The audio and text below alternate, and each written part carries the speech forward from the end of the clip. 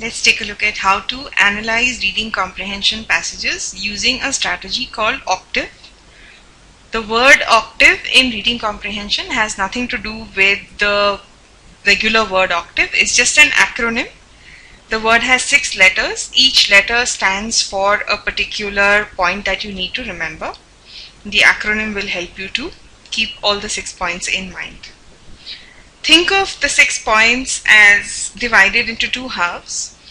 The first 3 points will tell you how to read the passage. Let's look at them one by one and then we'll move on to the next 3. O stands for opinion. While reading the passage, no matter what the length of the passage may be, it could be 1 paragraph, 2, 3, 4, sometimes even 5, watch out for whether the passage is giving you somebody's opinion. The author's opinion will almost always be there, but on quite a few occasions you'll also find that someone else's opinion is also given.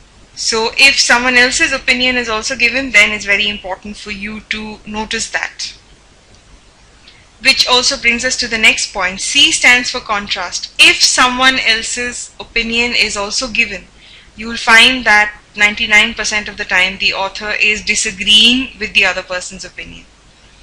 And some of the common contrast words that will help you to spot somebody else's opinion or that will help you to spot contrast are the ones listed here.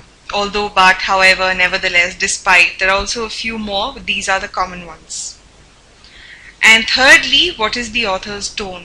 While reading the passage, watch out for positive words, negative words, and neutral words.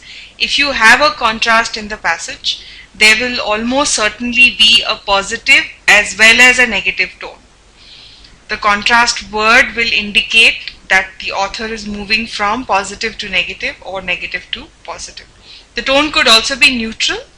It could just give you factual information without really analyzing it or evaluating it, but that's fairly rare. Secondly, how to solve questions. Right? Let's say I have done the passage, I have read the passage, I have analyzed it, I know what the author's opinion is, I know what the tone is, I know if there's a contrast or not. How do I solve the questions? A stands for avoid. Avoid superlatives. I'm using the word superlative loosely here. In grammar, a superlative is a word that means something is the best or the worst or the largest or the smallest. But here we are applying it a little more loosely to any answer choice that is strongly worded. What do we mean by strongly worded answer choices? An answer choice that says something always happens. This is the only reason that something happens. Always, only, never, none, most, all. Such words are often in the wrong answer choices. Strongly worded answer choices are likely to be wrong. This doesn't mean they're always wrong, but if there are 2 choices that are very close to each other and you're not sure how to choose between them, the one with the superlative is unlikely to be the right choice. V stands for verify every word. This again in a way is going back to the superlatives. Sometimes just the presence of the superlative can make an answer choice wrong.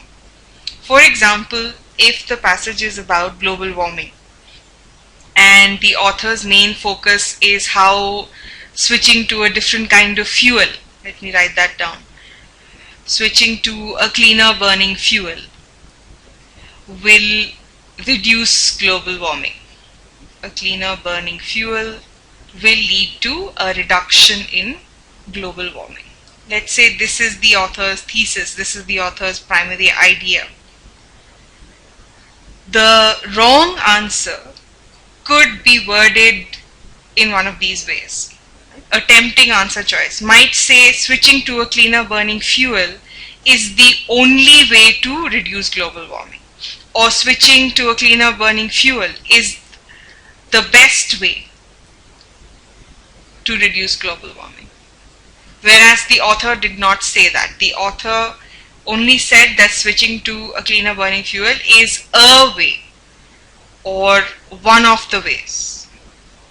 So the answer choice might sound right, but because it is strongly worded, because it is in a way distorting what the passage is saying, it can't be the right answer. So be careful to verify every word.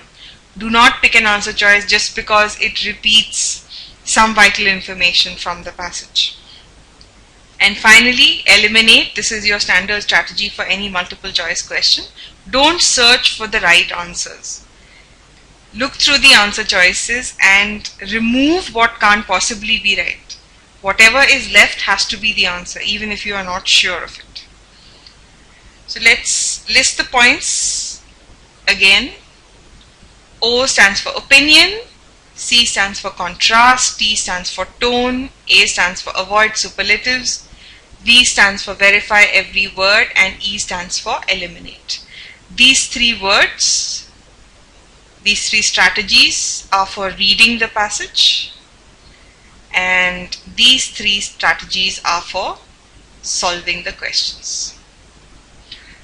And one of the things to keep in mind while reading the passage, if there's a contrast in the passage, there will almost certainly be a question on it.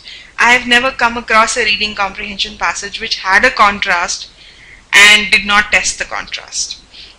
Sometimes the contrast could come right at the very end. Always watch out for contrast when the author is giving you someone else's point of view.